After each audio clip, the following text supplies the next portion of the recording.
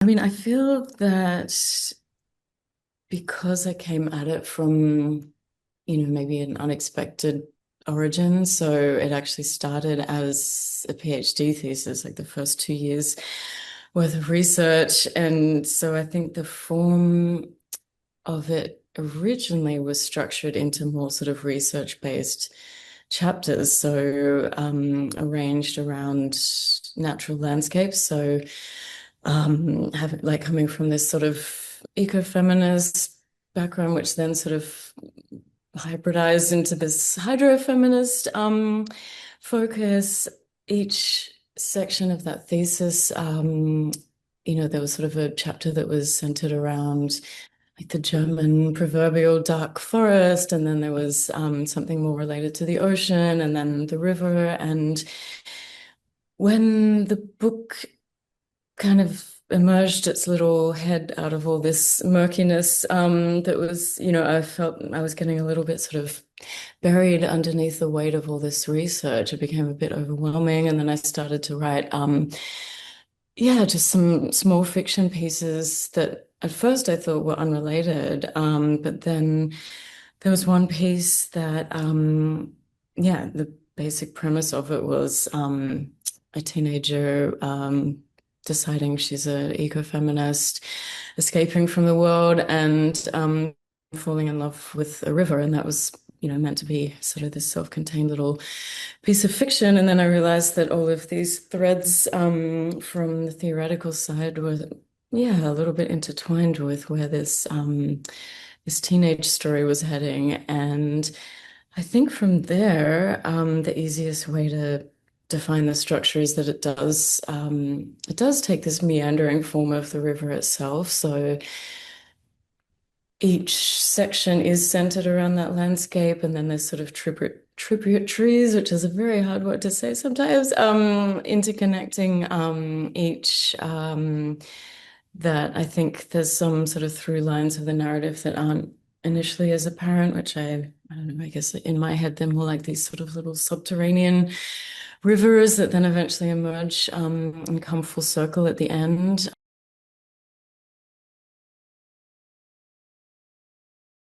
Yeah, there was definitely this sort of playfulness with each section. There is the sort of Berlin section, and then there's the Lisbon section, then the section on Paxos Island in Greece, where, yeah, hopefully the distinction of each European landscape does come across also in the way, in the style it's written as well. I think there was uh two influences coming in. There was definitely the overwhelming sort of German influence, I guess, having lived in Berlin for 12 odd years. And yeah, again, sort of going back to that sort of origin story of the book where, yeah, a lot of the influence was, yeah, this sort of proverbial dark German forest with all the sort of folklore that comes with that. So I guess that sort of pagan Germanic thing might have sort of seeped into it, but it definitely, or I hope that in the Australian sections, I hope that some of the Australian influences are sort of coming up as well. So yeah, a big influence was actually Picnic at Hanging Rock, and both the book and the film. And I guess there's sort of a hopefully obvious tension there that, a book and a film like Picnic at Hanging Rock has this there is this mythology attached to it, which is very European, imposing itself on the Australian landscape. I mean, the image of the white girls in their white night dresses running around is just so, it could be something from Mary Shelley or something that's very, very much a part of the yeah, the sort of ongoing yeah, Gothic folklore of Europe.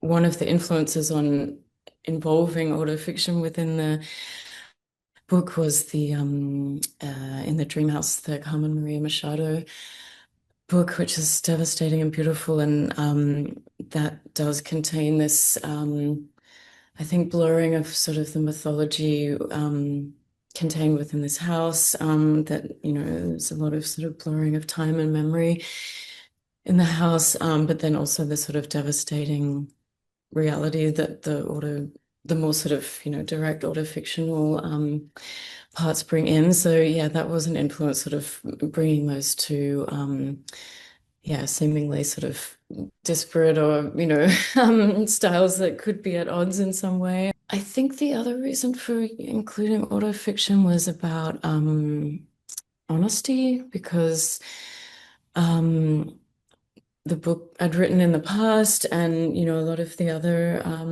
pieces that I've done, even if some thread of narrative and obviously the emotional heart of them is coming very much from a place of honesty and influenced by things that have happened to me, I was always layering that real experience so heavily underneath stylistic devices, or, characters that were very much based on myself, but I'd, add all these layers of, I don't know, complications to them to sort of bury myself and not be seen.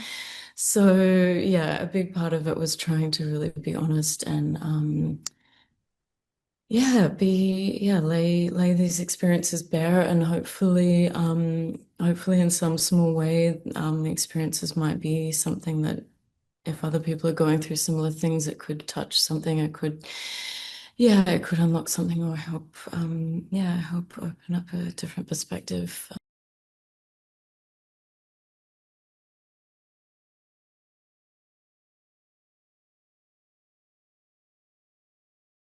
To do with narrative, or like this idea of the unreliable narrator trying to take control, or a sort of a reliable narrator being out of control. That sort of tension really interests me, and part of the inspiration was I can't remember which Susan Sontag book, but she uses this phrase of telling a tale, which can obviously be this. It can be truth telling, and then it can also be about completely telling a tall tale, or lying about, or being completely unreliable about the facts. But both are still telling a story, and both, are a way of sort of creating meaning, or making meaning out of something. Another comment that another reader made was that the narrator sometimes feels completely out of control, that she's not the one driving the story, she's not the one driving the action. It's more that she's getting pulled under the river, she's getting sucked into the other side of the world without any decision being made. And I do think that partly it comes from getting back to the autofiction question, because I can relate to that. I think there's definitely a lot of parts of my life where it has felt like, um, rather than sort of being in the moment, and sort of allowing myself to sort of know myself well enough and trust myself well enough to make these kind of big decisions. I've either left things too late, or sort of almost sort of given up that control to other forces or people, whatever that might be.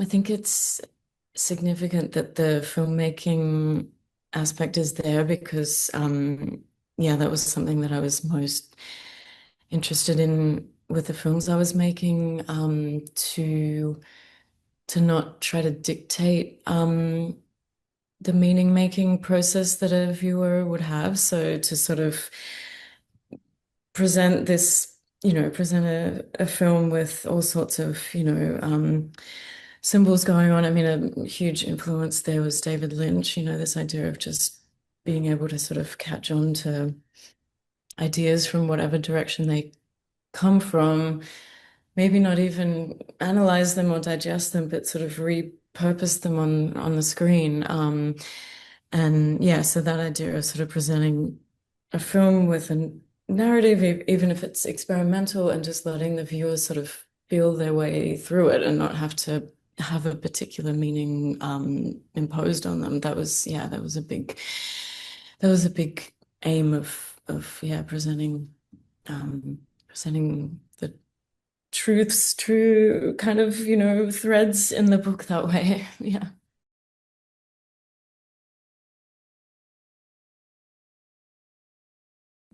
Yeah, his idea of time as well is just, it felt like he'd written the book as if under the influence of sort of a tree's version of time rather than a human version of time. And yeah, and just such a sort of longer view and a more yeah, a more patient view. Yeah, other influences. I mean, definitely Maggie Nelson, Bluets, which I read a long time ago. Then yeah, the Argonauts. That was really huge. Also like Andrea Lawler's Paul Takes a Form of a Mortal Girl. Yeah, I guess the influence from Lawler was also this yeah, a bit more zeitgeisty, sort of bringing in the feeling of a city in a very particular sort of subculture and time. So yeah, this sort of Berlin, yeah, underground club influence, and trying to sort of yeah, bring out those characters from, real experiences in the sense of place from real experience. I say one other influence, yeah, this beautiful Audre Lorde. I don't know if you define it as autobiography or autofiction, but yeah, the Zami, a new spelling of my name.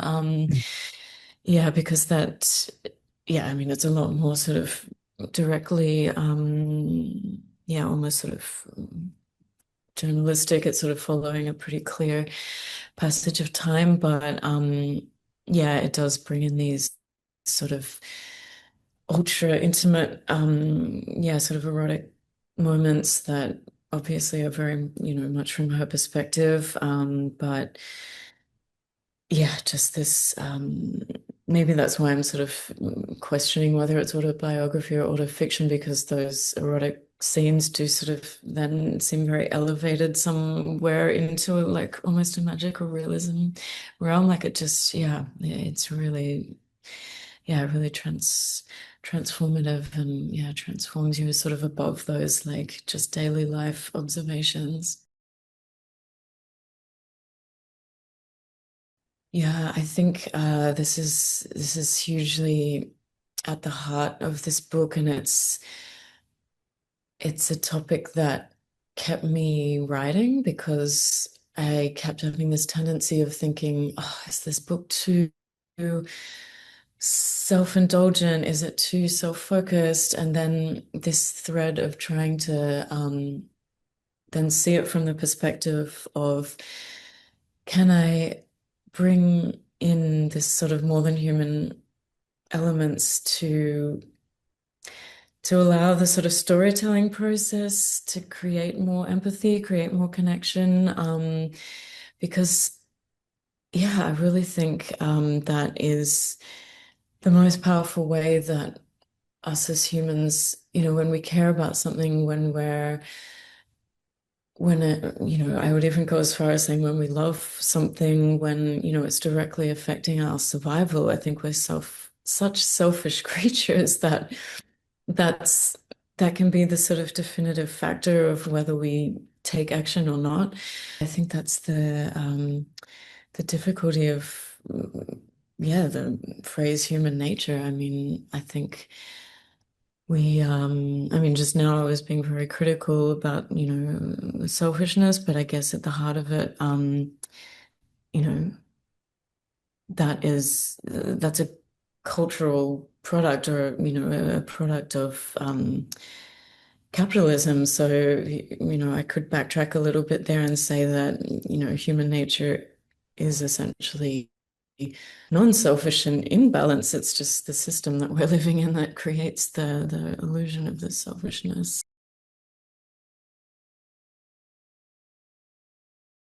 Definitely. And I mean, yeah, that's something that I was very much influenced. I mean, I couldn't really speak to the whole film, but one particular shot in Antichrist where you have kind of the opposite of what you're talking about with these sort of tropes of like the nebulous, tentacular, like horror of nature.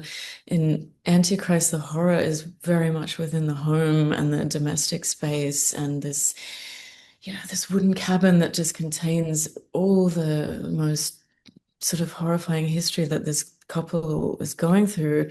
But then this one shot of the character played by Charlotte Gainsbourg, she's laying in the moss in this dark forest, and the forest just envelops her, and she just sinks into the moss in the most comforting, protective way. And this to me encapsulates so much that, we create the horrors. The horrors of this world are generally human created. And yeah, this thinking towards nature being what it provides our home, like we're literally homed and protected and nourished and taken care of. That's the thinking that I think we need to be moving very quickly towards.